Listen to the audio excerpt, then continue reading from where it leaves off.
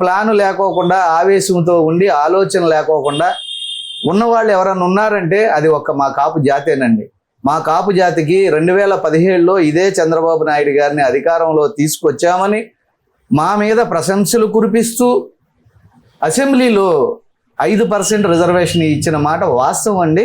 చంద్రబాబు గారు గౌరవనీయులైన మోడీ గారు 2019లో మరలా ఈబీసీ అని ఇస్తే అందులో కూడా మీకు 5% ఇచ్చామని చెప్పి మాకు మూవ్ చేయడానికి కూడా సిద్ధపడ్డ వ్యక్తి గౌరవనీయులైన చంద్రబాబు గారండి.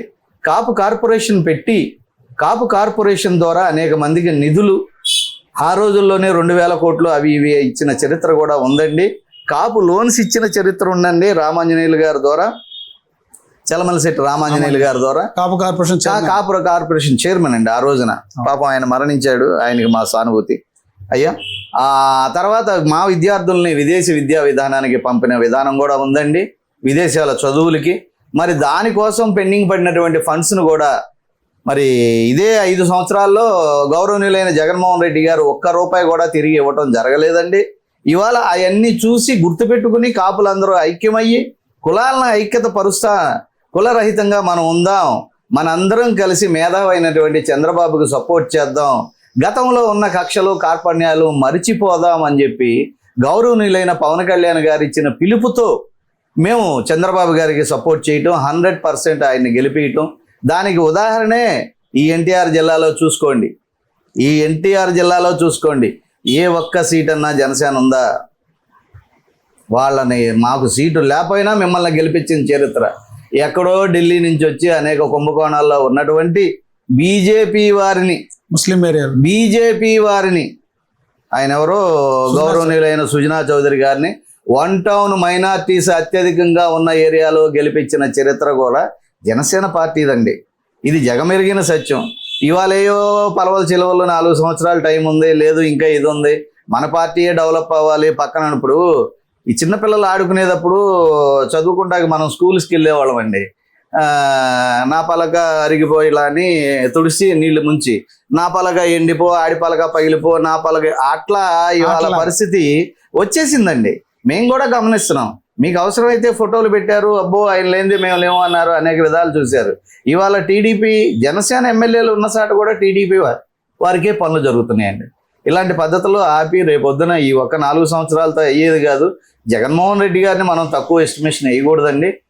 ప్లస్ మనం వేరే రాజకీయాల్లోకి వెళ్తున్నాం. మా కులపరంగా కాపు రిజర్వేషన్స్ 100% మాకు అవసరం అండి. మా పిల్లల్లో ఇవాళ రాజకమల కొడుకు అమెరికా వెళ్తే, నా కొడుకు ఆస్ట్రేలియా, ఇంకో పిల్లోడేమో కెనడా వెళ్తున్నాడండి. ఇట్లా మాకు విద్యాపరమైన కాంపిటీషన్ పెరిగిన ఈ విద్యా విధానానికి తగ్గట్టుగా మాకు ఉద్యోగాలు రావాలి అంటే మాకు మీరు చెప్పిన 5% రిజర్వేషన్ అమలు చెయ్యకపోతే కాపు, తెలగ, బలిజ, ఒంటరి సంఘాల తరపున, కులాల తరపున మేమందరం కూడా రోడ్డెక్కే పరిస్థితి వస్తుందండి. పవన్ కళ్యాణ్ గారు ముఖ్యంగా మీకే చెప్తున్నామండి, గుర్తుపెట్టుకోండి. దయచేసి హమారా పీచే పవన్ కళ్యాణ్ జీ అని చెప్పి భారత ప్రధాని అంటున్నాడు. ఏతో ఆద్మీ నయ్యే ఆంధీయే అంటున్నాడు. ఆంధీ కైసే బన్ గయి, యही మోడీ కా సామ్నే ఆప్ ఆంధీ కైసే బన్ గయి. हमारे पीछे पवन कल्याण जी इतना इज्जत कैसी दे रहे? 24% 26% ఉన్న కాపులు आपको सपोर्ट कर रहे, इसीलिए मोदी भी आपको इज्जत दे रहे. ఈ కాపులకి తిరిగి మీరు చేయవలసిన అవసరం ఒకటి ఉందండి. అదే మాకు స్పెషల్ కేటగిరీ. మా పిల్లలకి, కాపు పిల్లలకి రిజర్వేషన్స్ మీరు తెచ్చిన ఎడల, మీరు ఎవరికి సపోర్ట్ చేసినా, చంద్రబాబు గారి అబ్బాయికి సపోర్ట్ చేసినా మేము నోరెత్తకోకుండా మాకున్న రిజర్వేషన్లతో మా పిల్లల్ని చదివించుకుని ఉద్యోగాల్లో పెట్టుకుని మా ఆర్థిక, రాజకీయ, సామాజిక అవసరాలు తీర్చుకుంటూ మీకు ఎప్పుడు కూడా జిందాబాద్ కొడుతూ మీరు తీసుకున్న నిర్ణయాలకు కట్టుబడి ఉంటామని చెప్పి తెలియజేయడానికి మేము వెనకాటలేదండి. చంద్రబాబు గారు ఇచ్చిన రిజర్వేషన్సే మిమ్మల్ని అమలు చేయించమని కోరుతున్నాం. ఆ రోజు మోడీ గారు బిల్లు పాస్ చేసి అసెంబ్లీలో ఢిల్లీకి పంపాడు. ఆ విషయాన్ని నాకు అభ్యంతరం లేదు, స్టేట్ చేయాల్సిన పని అది, స్టేట్ని చేసుకోమను, నాకు అభ్యంతరం లేదని మోడీ గారు అన్నారు, భారత ప్రధాని. అమలు చేయటానికి మీరు ఎందుకు మీనం వేషాలు లెక్క పెడుతున్నారు? నిన్నగాక మొన్న నాదెండ్ల మనోహర్ అంటాడు, కాపులు లేనిదే మేము లేవు, కాపుల వల్లే గెలిచామని.